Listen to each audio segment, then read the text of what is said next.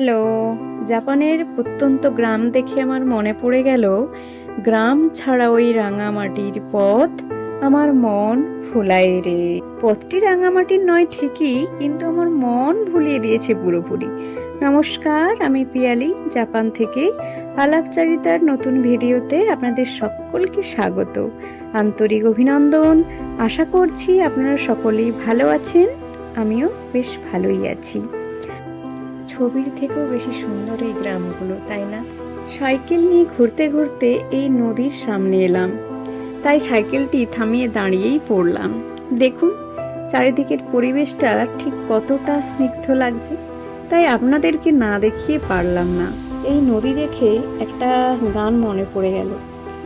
আমার পাড়া ভাঙা এক নদী, আমি নৌকা হতাম যদি, ভাসতে ভাসতে যেতাম তোমার। এই তীব্র গরমে নদীর পাড়ে এসে এতটা সুন্দর লাগছে, মনে হচ্ছে যেন গরম অনেকটাই কমে গেল।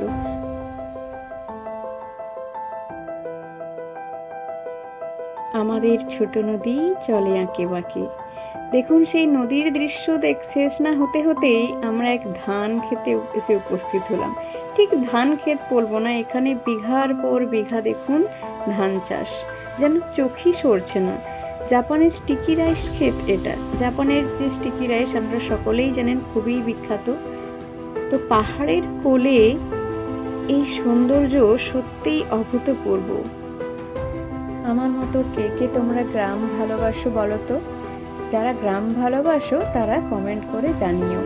গ্রাম আর শহরের দ্বন্দ্বটা চিরকালেরই, কারো গ্রাম ভালো লাগে তো কারো শহর ভালো লাগে। কোনো দেশের ইকোনমি কতটা স্ট্রং হলে প্রত্যন্ত গ্রামের পাড়াগুলো এত সুন্দর হয়। বাড়ি ঘর রাস্তাঘাট দেখতে এতটাই সুন্দর লাগে। দেখুন আপনারা চারিদিকটা কত সুন্দর। এই ব্যাকইয়ার্ড ফ্রন্ট ইয়ার্ড দেখলে আপনি অবাক হতে বাধ্য হবেন কিভাবে বাড়ির আশেপাশটা সাজিয়ে রাখা যায়। দেখুন আমার মনে হয় এতে করে পজিটিভ ভাইবসও বজায় থাকে। প্রত্যেকটা বাড়ি এত সুন্দর করে সাজানো, সঙ্গে রাস্তাঘাট দেখুন নিট অ্যান্ড ক্লিন। এটাই প্রমাণ দেয় জাপানের মানুষজন কতটা গোছানো পরিষ্কার পরিচ্ছন্নতা মেনটেন করে। এই ইলেকট্রিক তারগুলো কতটাই খারাপ লাগে দেখতে, তাই না? কিন্তু দেখুন এখানে এই তারগুলো যেন কত সুন্দর লাগছে। এখানে এত কিছু তো উন্নত এই দেশে, কিন্তু এই ইলেকট্রিক তারগুলো কেন ওপর দিয়ে যায় জানেন তো?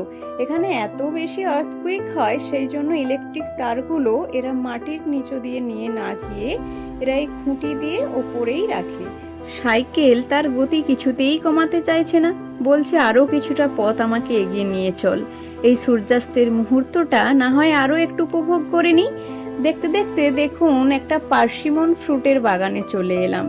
কিরম কাঁচা টমেটোর মতো লাগছে, তাই না? হ্যাঁ, পার্সিমন ফ্রুটসগুলো এখন কাঁচা অবস্থাতেই আছে। এগুলো আপনার ওই লেট নভেম্বর থেকে ডিসেম্বর জানুয়ারি মাসে এই ফলগুলো সাধারণত পেকে থাকে।